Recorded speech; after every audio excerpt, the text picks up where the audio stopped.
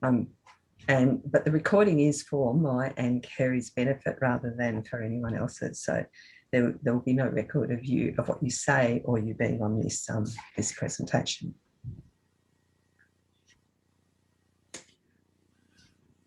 So just a few. The chat function will be, or the chat function is available for you there. And the polls function will be completely anonymous, optional, and you'll scroll through your responses. But I'll go through a bit of that when we do the polls, and you can use the chat function at any time. So if you've got any questions, if you need to ask us anything, just use that chat function. We might actually start off with a poll, and this poll, I'm just going to launch this poll. This poll is asking you a couple of questions about how long you've lived in the area, have you been to a CFA meeting before, and how did you find out about this session, and your knowledge around fire. So if everyone can just, obviously there's no right or wrong answers to this. You can just click whether you've been, how long you've lived in the area, scroll down to, have you been to a CFA meeting before? How did you find out about the session? And then rate your knowledge of fire. If you could just click on each of those, and it just gives us some idea of who we're talking to. So I can see that people are answering those questions. Okay. I'm going to end the polling here and share the results. So thank you for that. You'll see that, oh, there's someone who's only lived in the area for 1 year, another for 5 to 10 years. So use the chat function and give us some hints about as we go through the presentation. Have you been to one before? There is a yes and a no. So we'll try and keep that in mind when we're doing this presentation. Social media and neighbours and members seem to be the most, and then very low to medium. So I have to let you know that it's a basic presentation of fire, so it's not high tech, and it's not completely out of your realms of understanding it. So it's a basic. So I'll stop sharing those results, and you may have to close your polls box yourself. Okay, there's my chat function now. So what are we going to do in our presentation this morning? What are our learning outcomes for today? And remember that this is a session where we're learning things. We're meant to be understanding things. There's no expectation that you might know something or you don't know something. So our learning outcomes for today are understanding the local risks. And we might ask you to help us do that because you're the locals, you're the people who live there. So we'll have a little discussion around that, what to expect from fire. And when we do what to expect from fire, there's a couple of animations that are quite graphic. So we'll warn you when we're going to put those up. And if you want to look away from those, you can. Then how do you know if there's a fire? There's different ways of finding out if there's a fire, and we're going to have a look at those different ways. And then planning and decision making. And of course, that's what the CFA is all about, is making a plan, deciding what you're going to do. And our message will be leave early. Right throughout this presentation, that is our message. CFA's message is leave early, plan to leave early. And of course, not all plans go to as they are meant to be. So if your plan fails and you get caught out, what should you do? And that might be relevant to this presentation when things don't go right for me when I'm running through this. So surviving if your plan fails and you get caught out. So understanding your local risks. There is a tremendous community spirit in Apolloday and the surrounds. The surrounds, it is along a beautiful beach, and then it has the Otway Forest to the north of it. So there's this lovely area where you've got beaches right along and Apollo Bay is in the middle of it. But we've got to remember that Victoria is one of the most bushfire-prone fire parts of the world. We talk about the rest of the world, California, we talk about the fires that happen there, but Victoria is one of the most bushfire-prone parts of the world. And fire's been present in Australia for millions of years. The Aboriginal people have used it to care for country. They use fire as a tool. They have used fire as a tool to encourage growth and extend grasslands. That enhances their hunting ability and reduces the fuel and keeps vegetation from becoming too dense, so they're able to walk through it. So, and of course, in present day, we use planned burning to reduce that risk as well. What I might do is ask you to open your chat function and use the chat function and let us know what you think some of your risks are. What are some of the risks in your area?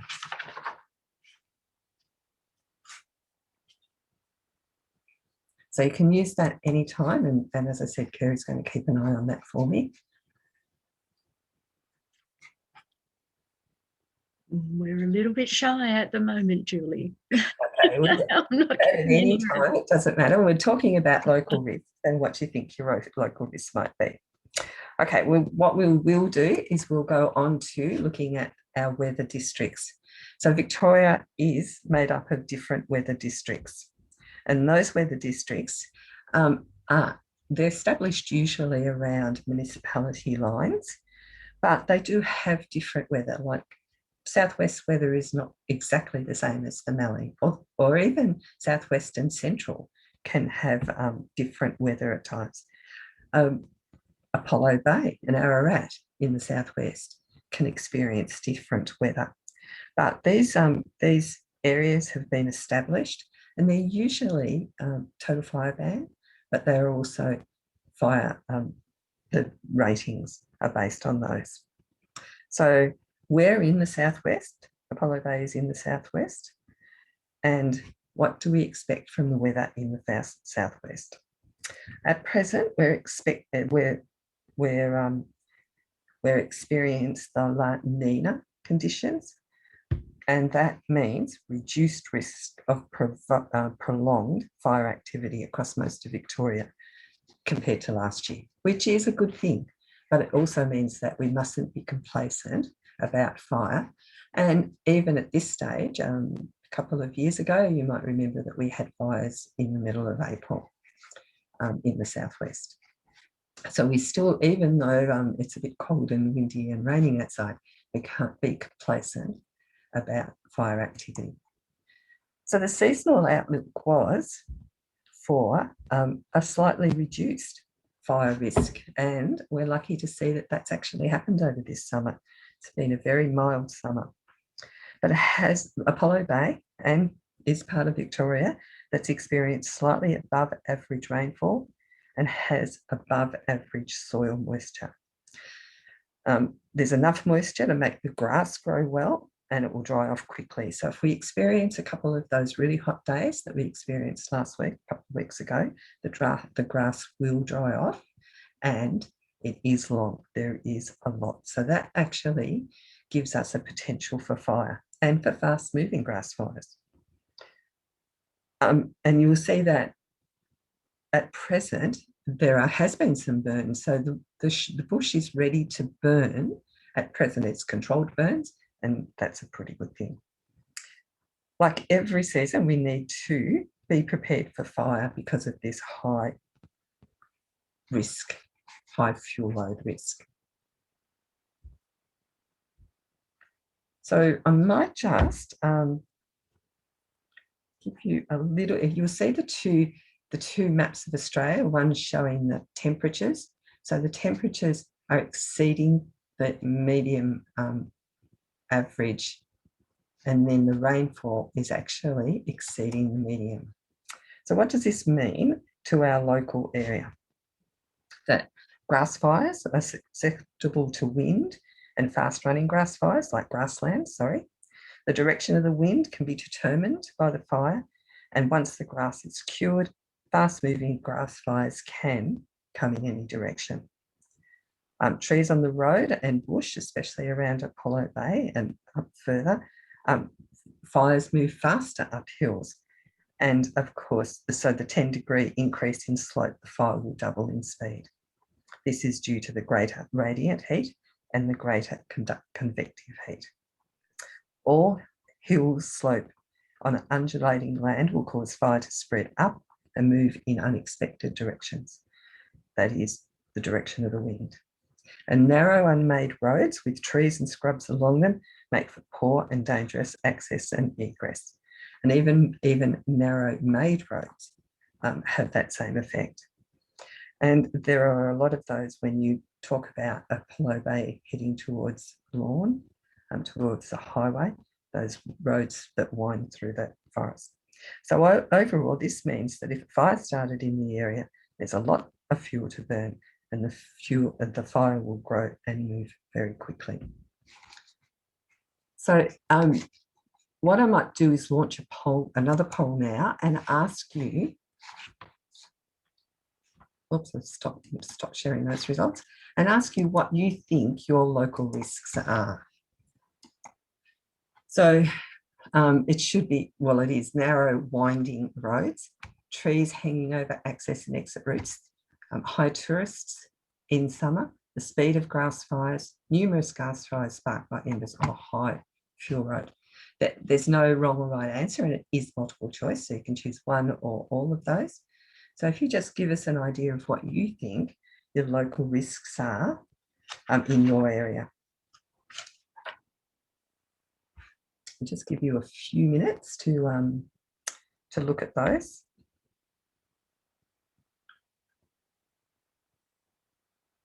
And if you can think of any others that we've missed here, feel free to put them in the chat. And make sure that when you've done your poll, put submit at the end, because that will then pass them on to us, allow us to see your answers. So I'll give you just a couple of seconds.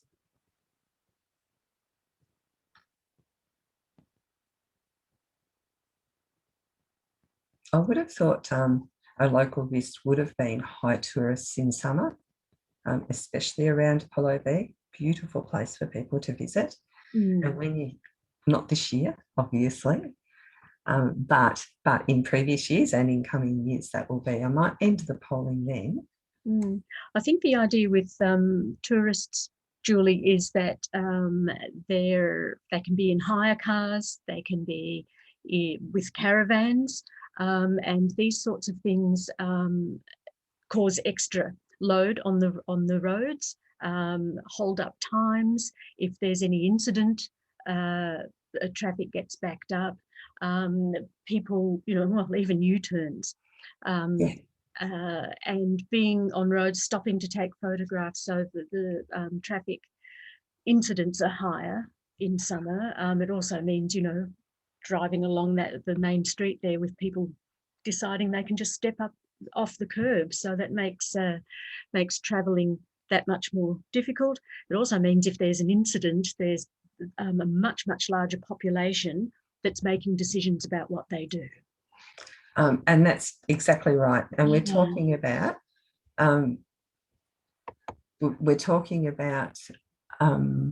I'm sorry, I'm just reading this chat. Yeah, good point. They didn't know more than one item to be selected. Oh, okay. I didn't realise that. I thought you could choose more than one. So we'll check into that. So thank you. So let's say that we agree that most of those were risks, especially for Apollo Bay. We've done some presentations in areas where tourists aren't a problem, but tourists not knowing about fire, about the traffic rules, can be a problem. If someone visits those campsites, those bush campsites, and doesn't know about the rules about lighting fires, of course that's going to be a problem. And then that leads us to the narrow, windy roads as well. Yes. And yes. So now if we look at we all of these things, the high traffic, the unmade roads, even some of the made roads, and the bush obviously are a problem. So we look at Apolloday Brigade, which is a very active brigade, and they're trained, very highly skilled brigade, but they have on hand 2 tankers, a quick fill, a pumper, and an FCV. They have a population. Apolloday has a population of 1,598 people, 1,598 people, and they've got 1,653 properties. So can you imagine if there is a massive fire, how much the brigade can help you? They are hardworking and they're extremely skilled, but they haven't got the capacity to protect every one of those properties and every person in Apolloday or the surrounds. So what we're saying is you need to make a plan to protect yourself. You cannot depend, even though they're really hardworking, you cannot depend on the brigade to be there to protect you in the case of a fire. Not personally, that's quite right. And there's another aspect to having a plan and sticking with it, which is to enact that very early, as you're going to talk about, Julie, before other brigades are on the road coming to assist. Yes, yes, and that's very true. If there is a fire, there will be a number of brigades assisting. It won't be Apolloday just helping it, being there doing it all themselves. Yeah. But at the same time, Apolloday Brigade might be called off to somewhere else. So they might be assisting a fire somewhere else. That's right. When a fire happens in Apolloday. And won't be door knocking, not individual properties. That's right. Yes. So our take-home message is basically you need a plan and you need to stick with it, and you should leave early. So we're just going to keep talk what to expect from fire. So what we're going to have a look here is what fire could be like if you're caught in a fire. And this is where first thing we're going to talk about is Ember Attack. And this is where our little technology needs to take over. So I am going to try and do this. What we're going to do is talk about what embers are. Everyone will have heard of Ember Attack, and everyone would have seen that very graphic ad on TV that's happening over summer of the people. This animation is similar to that, and it can be quite disturbing. So look away if you need to. But embers are, perhaps Kerry can just explain what embers are while I try and do this. Embers act like little firelighters. So as you can see from the start slide there, they're leaves or sticks or bark that have just started to catch a light, but they get caught in the wind, so they can travel quite a distance.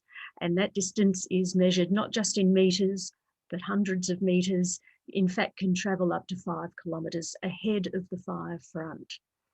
With this animation, it is pretty full on. We've tried to make it somewhere up towards realistic.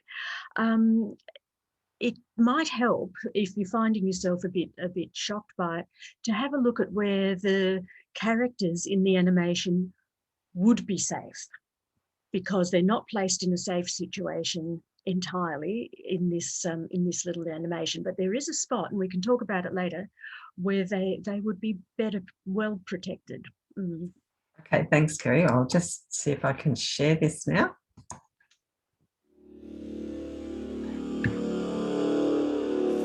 During a bushfire, embers will reach your home long before the flames do. Ember attacks are the most common way that houses catch fire. Embers are burning leaves, twigs and pieces of bark. They help the bushfire spread by starting spot fires ahead of the main fire front. Short distance ember attacks happen when leaves and small pieces of bark are blown from burning trees. The intense shower of sparks that forms fills the air with hot, burning embers, which will land on nearby vegetation and properties. The hot embers can easily land and get into your clothes, and burn your skin, eyes and airways. Small fires will start all around you and quickly become uncontrollable. The resulting chaos creates confusion as the fire seems to come from many directions, meaning it will be difficult to make good decisions about your safety. The experience will be physically exhausting and emotionally traumatic. Long-distance ember attack is caused by large bushfires that generate intense heat. As the hot air rises, it forms a column of smoke that sucks in air like a vacuum, increasing the intensity of the fire. The updraft in the column lifts embers, like large pieces of burning ribbon bark, hundreds of metres into the air, where strong winds can carry them many kilometres beyond the fire front. On Black Saturday, embers travelled more than 30 kilometres ahead of the main fire. When these embers land, they often start fires where leaves naturally accumulate, like in gutters, doorways and garden beds. So while you might think you're safe when a bushfire is far away, embers can fall from the sky and land around your home long before you even know there's a fire. But remember, your home isn't the only thing under threat during an ember attack. By the time you realise the danger, it might be too late as escape routes become jammed. Embers can also start fires on roads and block them completely, making late evacuation dangerous or impossible. That's why leaving early, before a fire starts, is always your safest option. So you'll see from that little animation that embers can be carried in grass fires as well as bushfires. And as Apolloday is so close to those the bush, embers can carry that far. There's also, as well as ember, there's also direct flame impact. And you'd think that this was pretty obvious, that the flames, but dry fuel leading right up to your property allows a grass fire to run right up to your property. So to ensure that this doesn't happen, or to help this not to happen, then you should have a fire break. That means something between your property and that bush or that grass, that overgrown grass. And that could be green grass, could be a pathway, could be a roadway. And those are the sort of things that when you do your door knocks, Kerry, that you talk to people about. Exactly. That's right. Even to the point of in the height of summer, or in the most severe part of the fire season, not even having the doormats available, just bringing them inside, especially on those severe and extreme rated days. So ember attacks are the biggest cause of property loss during a fire. And that is because that they do travel so far and you've got that material around your house to catch fire. So our take-home message from this is don't be there, but prepare your property. And we'll talk a little bit about that later. And there are programs that the CFA have that can help you do that. The next slide, we're going to talk about radiant heat. So if ember attack is the greatest loss of property during a fire, radiant heat is actually causes the greatest loss of human life during the fire. Now this is where I'm going to hope that I've got it set up properly. I'm going to show you another hopefully I'm going to show you another, and I double clicked on it again. All right. Well, while Julie's sorting out the technology, I did mention with that previous animation that there was one place where the little characters would have been safer. Yes. And that's by putting a barrier between themselves and the embers oncoming. The same thing is with radiant heat. A barrier between a human and the radiant heat will protect the human to some degree. Won't be pleasant, won't be nice, but at least there'll be protection. And that, in that last animation we saw, was the top right-hand corner of the house, not to be outside. So from the viewpoint of the animation, the way the embers were travelling, if those humans had stood behind the house, away opposite the direction of the wind, they would have been somewhat protected.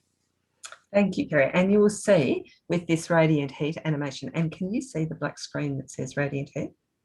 I can see your screen that says radiant heat animation PowerPoint. Oh, okay, so all right. MP3. And it says, so it's not the actual MP4. So sorry about this, people. So I've set it up to start, but you can't see that now? I can't, and Okay. I could hear it. So you could hear it, but couldn't see it. Sorry, I really apologise about this. It's meant to be. You did have it set up. Yeah, I had it set up, and of course, all right, what I'm going to do is I'm going to close everything and we will go back to us. So I'll stop sharing screens and I will set it up again and see if I can work this.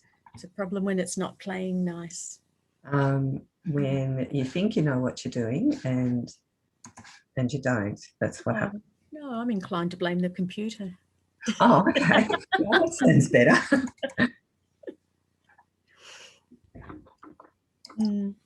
Right. So now I minimize that, go back to our Zoom meeting. Share screen again. I think I know what I'm doing this time. And go share. Now, can you see it? Lovely. Oh, thank you. Thank you, people, for being so patient with that. Victoria is one of the most bushfire-prone parts of the world. Every summer, bushfires threaten properties and lives. But did you know it's not the flames that kill most bushfire victims? No, it's the radiant heat. Most victims die from the effects of radiant heat long before they're reached by the flames. Radiant heat is what you feel when you sit next to a campfire. If a campfire heats up to 2 kilowatts per square metre, you'll feel that it's too hot and will want to move back from the fire.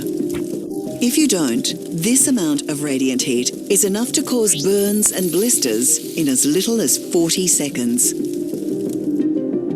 At 12 kilowatts, it can cause some materials like dry timber to ignite. A bushfire can reach 100 kilowatts, and the effects can be truly catastrophic. For humans, radiant heat can cause burns from 100 metres away and cause a dangerous increase in body temperature. Radiant heat can cause the rapid onset of heat stroke. Heat stroke damages your brain, meaning you won't be able to concentrate to make good decisions as the fire arrives. Other impacts include severe damage of internal organs and death. There are some things you can do if you're caught in a fire. Cover your skin with long-sleeved natural fibre clothing, like wool. It's also useful to know that radiant heat only travels in straight lines and can't bend around corners. So, sheltering behind or inside solid structures may help protect you. But be aware, radiant heat will travel straight through glass. The best defense against radiant heat is a simple one. If you're not anywhere near a bushfire, its radiant heat can't hurt you. Leaving early is always your safest option.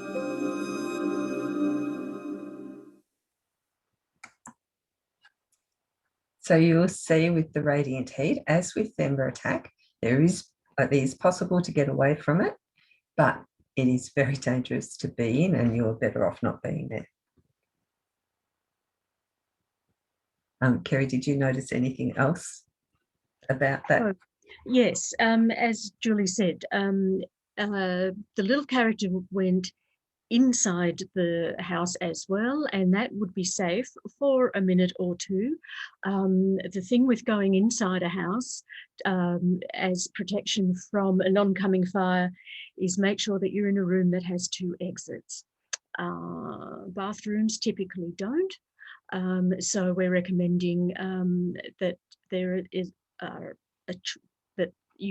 the room that you choose has a choice of exits because of what might happen inside the house. If something catches fire, there's an opportunity still to escape that. Yeah, but if there's a barrier between the person and the oncoming flames, they'll be safe for a minute or two. Yeah, for a minute or two. And like Kerry says, you have to keep monitoring the situation. You have to, don't go into the house and leave the curtains closed, or don't stand in front of the window because of the radiant heat, but you need to monitor the situation, and you might be able to move around onto burnt land as the fire passes. Yeah. But you need to protect yourself from radiant heat, as it is the biggest killer in a fire. We hope people aren't there in the first place, don't we? That's right. That's why people should not be there in the first place. And just some testimonials from some people after fires. CFA interview people and ask for their advice and what they thought, what they went through during those fires. And in that way, we can develop programs and learn from their experiences. So just some words from some people who have been through some of those fires. And you can see by the comments, it was all horrific. And even if people had a plan, they would not, some of these people would not stay again.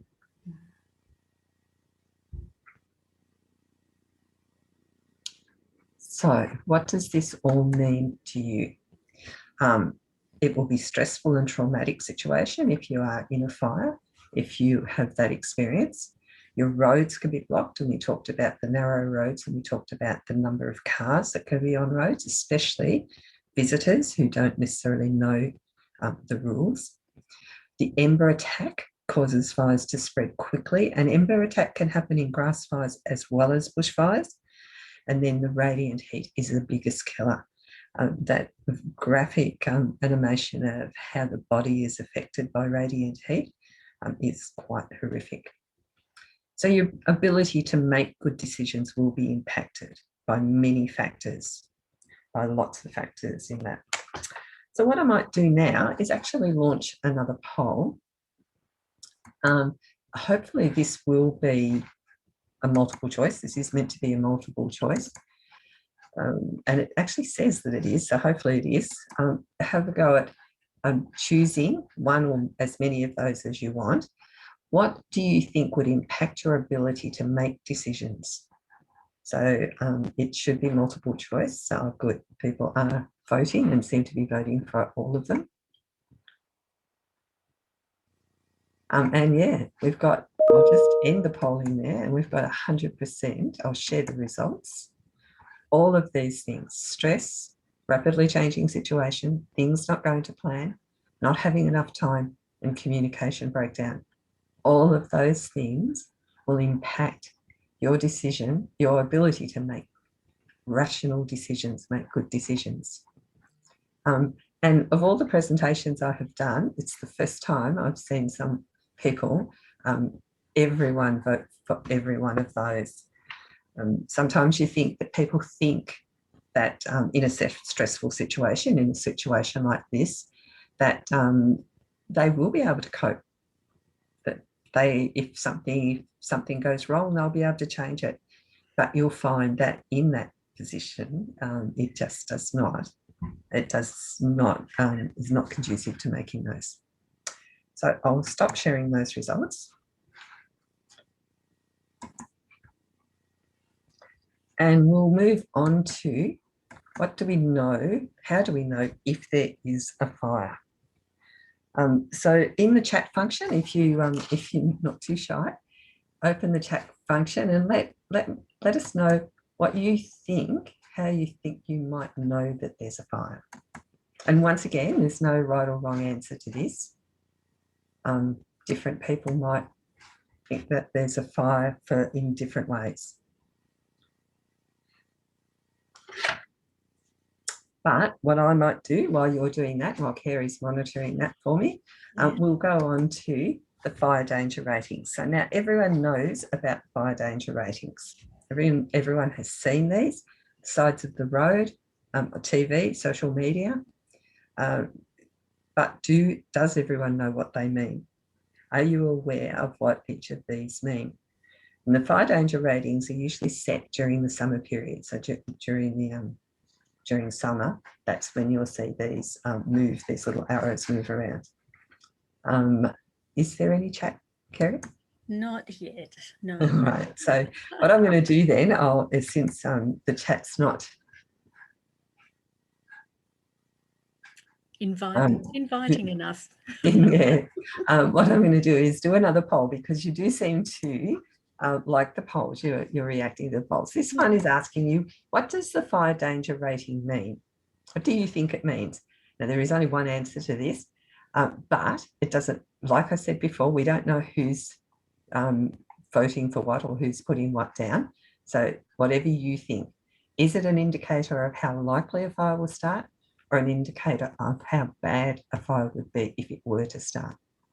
And do you know how many code red days that have been in the southwest in the last 5 years, and how many extreme days?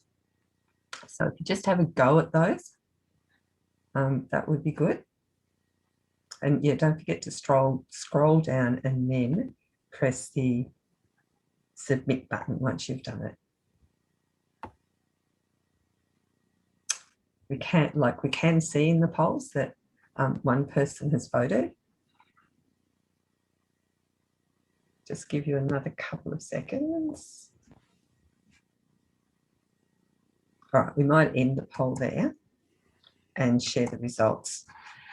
So it's very good to see that FDR, people know that FDR is how bad a fire would start if it were to start, or how bad it would be if it were to start. In the southwest, in the last 5 years, there's been no code red days. So there has been in Victoria, there's been code red days declared in Victoria, but not in the southwest. And yes, there's been 6 extreme or severe days. So we might, and don't forget to close your polls box if you need to. We might have a look at what these ratings mean.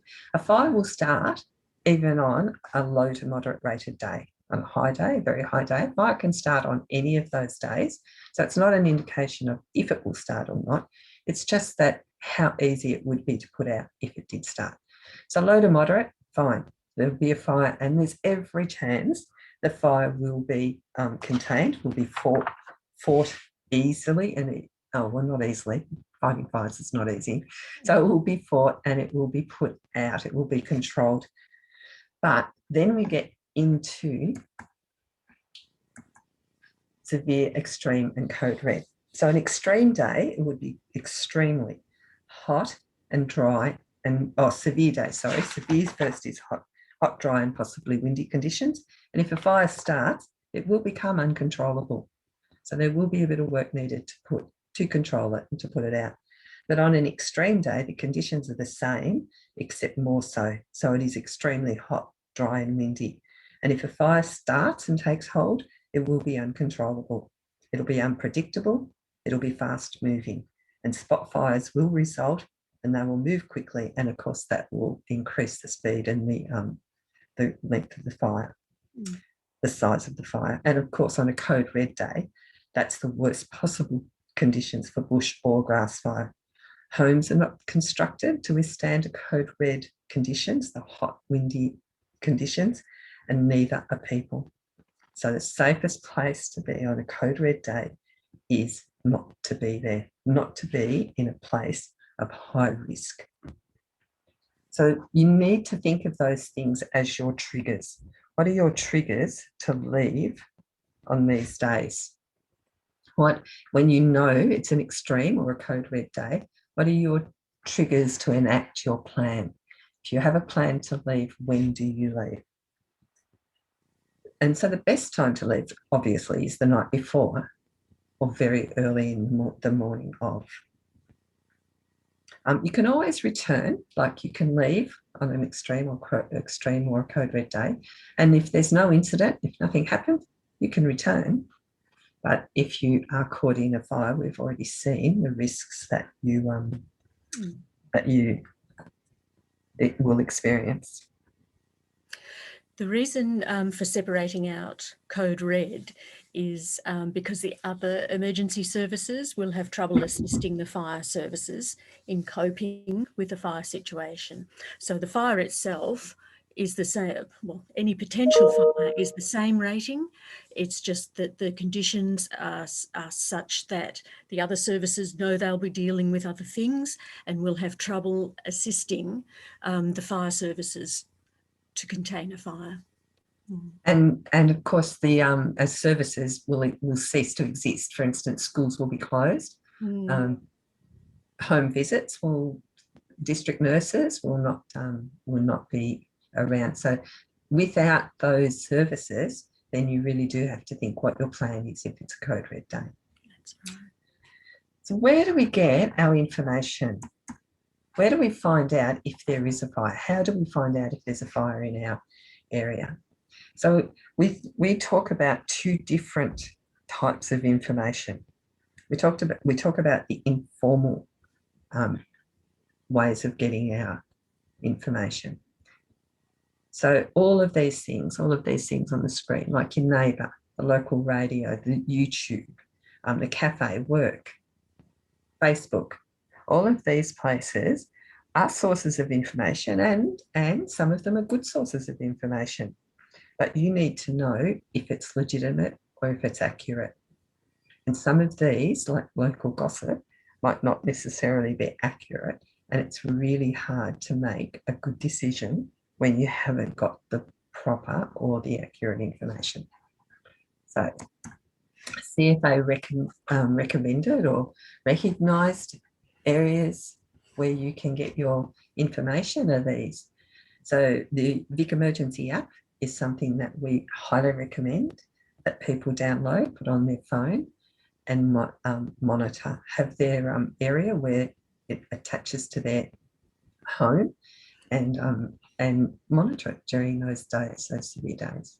Yeah, you can set up a zone, and it has other advantages, like letting you know what the fire danger ratings are for the current day and the next 3 coming up. So there don't have to be any mega surprises. And that's what we call a legitimate area, a legitimate source of information. So all these others are too, local news, especially the ABC, and they broadcast right throughout Victoria. The Vic Emergency Hotline, you're welcome to call that if you suspect something. They'll soon let you know that if you should hang up and ring 000, that it's not just a burn off or whatever. Online, on the EMV, the Emergency Management of Victoria website, the official Facebook pages, National Relay Interpreter, and of course the emergency alert, which you will receive if your phone is in the area of a fire or an incident. So what is the information that the CFA will give to you, or Emergency Management Victoria will give to you if there is a fire in your area? So these are our different levels of warnings. And what we stress here, and we'll use a little scenario to show you, but don't wait for a warning. These are warnings that CFA have put together, but you still don't wait for a warning. So the advice warning is simply an incident is occurring or has occurred in the area. Access information and monitor conditions. So you need to look out for what it is. You can also be used as a notification of activity in the area that's subsided and it's no longer a danger to you. So it means there was an incident, there is an incident, you need to have a look, you need to access some information, you need to find out what's going on, and you need to monitor it.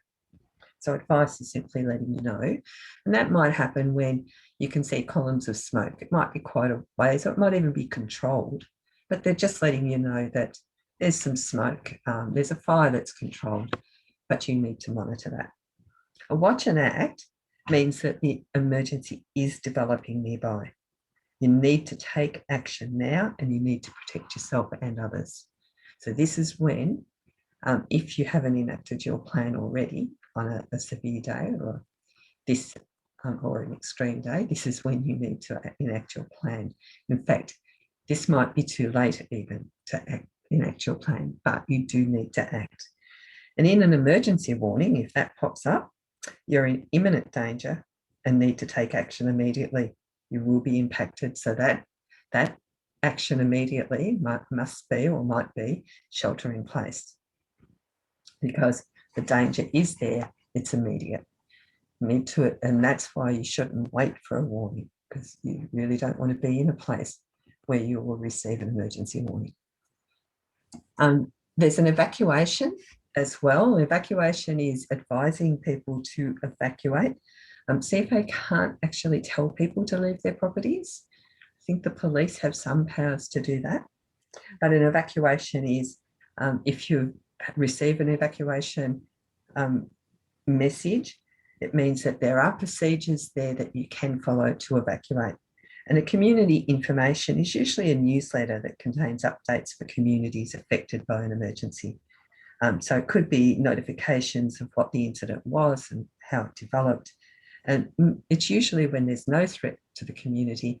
It also explains how the community can be helped, like where you can get information, where you can get help, where you can,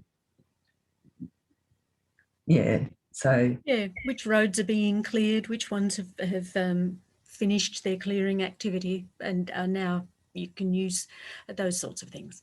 Yeah, so that's just after an incident, those sort of tell you those things. But don't wait for a warning. That is CFA's take-home message from this, is to not wait for a warning. And this little animation might explain what that means. So you're in your house on an extreme day and you're sitting there and you're watching TV, you've got your curtains closed, you've checked the app, you've been checking the app so you know that there's no incidents in the area. But way over here, a fire starts. And of course, it's only little when it starts, but nobody sees it for a while. And then, I don't know, 5 minutes in, the fire's reported to 000. So remember now the brigade's being called and CFA's being notified that there's a fire. But, so the brigade is hopping in their trucks, getting to the station, and there'll be another 5 minutes or so. 10 minutes, the fire's got quite big. The brigade will be just getting there now to attack this fire, and CFA will just get itself organised to send you an advice message. So you can see that these warnings are not necessarily linear. You may not receive an advice message. You may have received an emergency message if the fire was a bit further back. But at this stage, all CFA knows is that there's a fire and the trucks are going to it. So an advice message will be sent out in that area. If you are not monitoring the situation, you don't know that. The first thing you might know about your fire is when the fire's gone past and you receive that emergency message. So you are well ahead of that warning. And CFA say that that's how it happens. They make no apology for that because they can't do it any other way. If you are there, you may be the one who actually, the fire may start in your backyard. And if you're waiting for a warning, it's going to be well too late. So you need to monitor situations, and then by 30 minutes, the fire is well and truly past your place. And it's too late. So just shows that you can be ahead of the warnings, and it's not because of anyone's mistake or anything that's not done correctly. It's just the way it works, that communication and that ability to do that works. So the incidents appear on the Vic Emergency app, at the fire is reported to 000. When that's logged, it goes on the Vic Emergency app. So what Julie is saying, when the further advices come about what to do about the fire, it might already be too late, depending on where you're placed in proximity to that fire. Yeah, so check your app, keep your app in mind, but at the same time, be aware of what is happening around you. So if you can't depend on those warnings to tell you a fire is around you, what can you depend on? So what things can you use? You're sitting in your house on a really hot day, you've got the curtains shut and you're watching Netflix. Perhaps the first thing might be that your power goes out. You might know there's some incident happening then. But you monitor the situation. You keep looking outside. You don't keep curtains closed. You keep looking to see what's going on. You hear things. You might hear that it's suddenly, with seeing, Gavin was saying last night that he was outside working and the sky went really dark in the middle of the day. And so that he went around the other side of the house so he could see smoke like this. So you see, you have a look and you hear things. The birds might stop singing. There might be sirens. There might be trucks moving. There might be more cars on the road. And of course you smell. You can smell smoke from quite a ways. So you might be able to smell. We always say if you think there's something wrong, there might be something wrong. If your gut tells you that there's something wrong, that it's just not right, and especially on a windy, hot day, then listen to your body because it just might know what's going on. So use your senses, use all those information, know what the FDR are for the day and for the coming week even. Use credible sources of information to get your to get all that information to make informed decisions, and don't wait for a warning. Okay, so now what we're going to do is we're going to move on to planning and decision making. So we need to plan for summer. Beginning of summer, we need to plan what we're going to do. We know what our local risks are. We know what it would be like to experience fire, and we don't want to do that. And we know the way to stay informed. So what we're going to do now is run through a little hypothetical. We want to try and put all those things together so you can decide what's the best action for you. So it's an extreme day. There's nothing in the landscape, nothing's happening. It's 8 o'clock on a Wednesday morning. So it is hot and it's a little bit windy, but you decide that you need to go and visit your aunt, let's say in Skeens Creek. So you've got to go and visit your aunt. You'd already told her that you were going to visit her, and you've got some things that you need to give her. So you head off to Skeens Creek to do this. It's been years since I've been to Skeens Creek. I'm assuming there's a little cafe there. So you do your business, you know what you're doing. She wanted you to do a bit of shopping, so you've done that. So you go to the cafe and you get a coffee. You think you'll get a takeaway coffee for your drive back. So you get a coffee and you hear someone say that there's a fire. Fire started. So hop on your Vic Emergency app and you can see that there is a fire in your locality, but it seems to be a fair way from your home. Your the little area that it gives you that says what the danger area, it's not near your house. So you think that's fine. So you jump back in your car. You think, well, I've got my coffee, I've done my things. I want to get back and just see if the house is okay.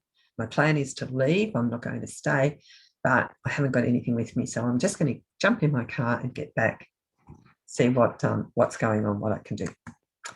And you get close to your house and find that your road's closed. The police are there and they've advised you that you can't go any further, that the road's closed, there is an incident, there is a fire, and you can't get to your home.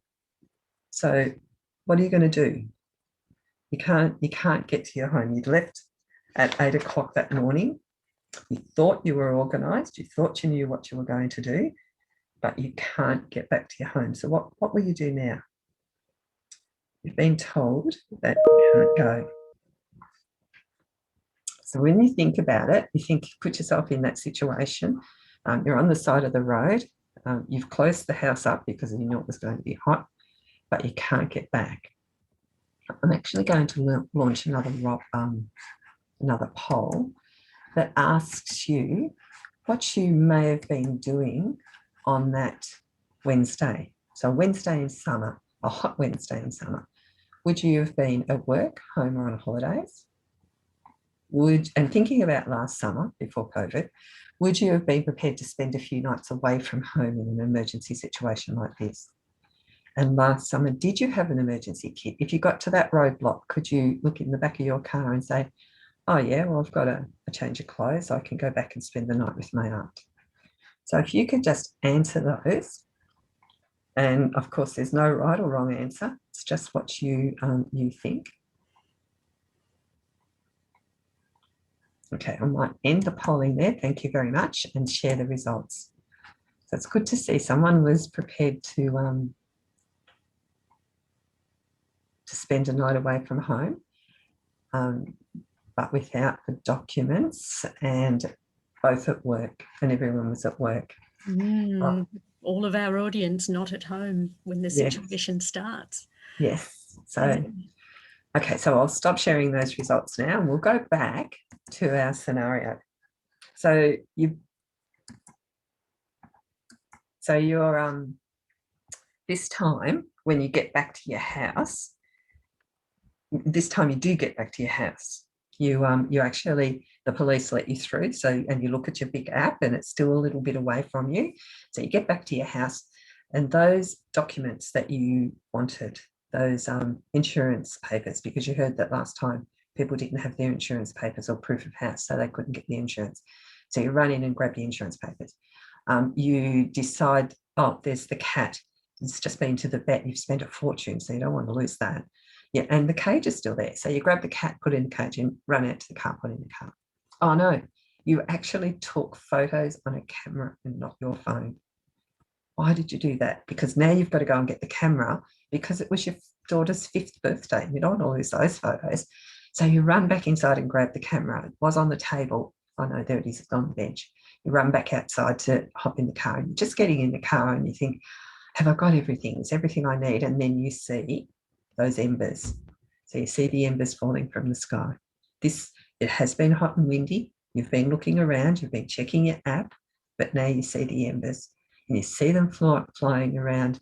You see them land in that pile of leaves that you've been nagging someone to go and fix up. They're still there. They're starting to burn. What do you do now? What does this mean to you? What are you going to do now? What could you have done differently to not be in this situation?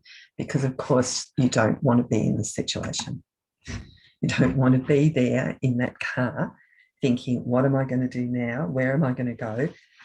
What am I going to do about where people are? Is the fire spreading? Do you need to think about your aunt who's in that town? Is the fire going away from there? Are you going to go and stay with her? Is the fire on the other side? So what are you going to do differently? What sort of things could you have done differently?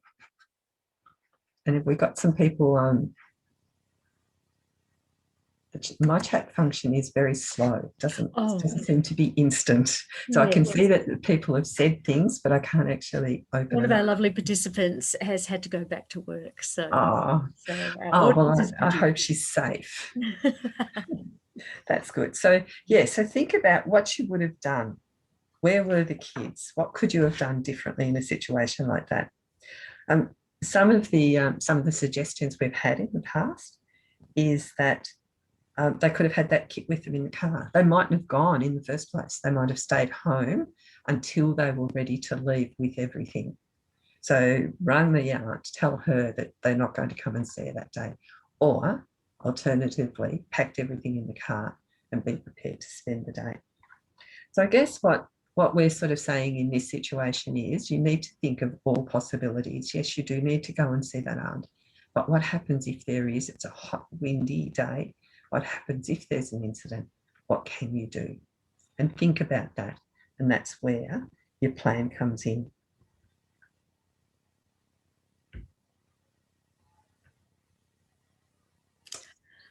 So make a plan, be prepared, think ahead. So you can download the Vic Emergency app. That's a very important thing that you can do straight away. And see if they run bushfire planning workshops. You can book in to have one of those. See if they have a number of resources that you can use and you can get off the website. Even a planning template, which is a general one, so it won't be exact for your situation, but it gets you thinking about the right things and encourages you to have a written plan, which of course everyone in the household can then discuss and put in a place where they know they can grab it, rather than running around the house 6 times looking for things. Yeah. And sometimes it's too good to have a couple of plans. And of course, make sure everyone knows what those plans are. So just here, I might just mention COVID-19. If you are in a high-risk area and it is a high fire danger day, you are allowed to leave. If you're in isolation, you're allowed to leave the area and go back into isolation. So you are allowed to do that. And people were allowed to travel to prepare their property for the fire season. So what if your plan fails? What if you have got your plan but it fails? What happens then? How do you survive that? We'll just look at a few things that will help you survive in a situation like that. So the first thing is to cover up. Thinking about that radiant heat, you should have clothes, natural fibres covering your whole body. So that includes goggles and a mask, hat, boots. Another reason to wear a mask. Yes, should have plenty of those hanging around the house. So you need to cover up. You need to be protected. That will protect you from radiant heat and even from ember attack, from getting on those embers falling onto your skin. You need to shelter behind a solid object to get away from radiant heat, to be not in the path of radiant heat. You need to shelter behind that solid object, but you also need to be aware that that solid object could catch fire. So the radiant heat is so strong that that could catch fire. So it only provides some protection. And there are other areas around your home, if you are caught in a fire, that could be of some protection, but we don't recommend them. These are places that you will use only if you have to, if you're in that situation. You need to be in a place where there's less fuel, not much fuel, open, where it's open, large areas of water, like the dam or the river or the swimming pool, may provide some sort of protection. And of course, a car is no protection at all. You should not drive through fire in a car. So if you have to, though, if you feel, or if you're caught in a car, then there are some things that you can do that will be better than not doing anything. You need to get down. You need to get into a position that where there is no fuel, so an open area, if you can, perhaps even burnt ground. You need to get off the road, not to be in the path of emergency vehicles or other vehicles. You don't want to cause an accident. You need to get down low in the car, away from the radiant heat.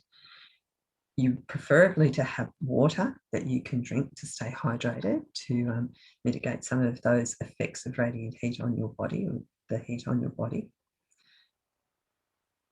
It is not a safe place to be. The CFA certainly does not recommend that you shelter in a car, but if you are caught and you have to, there are just a few things that you can do that will provide some protection. Woolen blanket as well, Julie. Yes.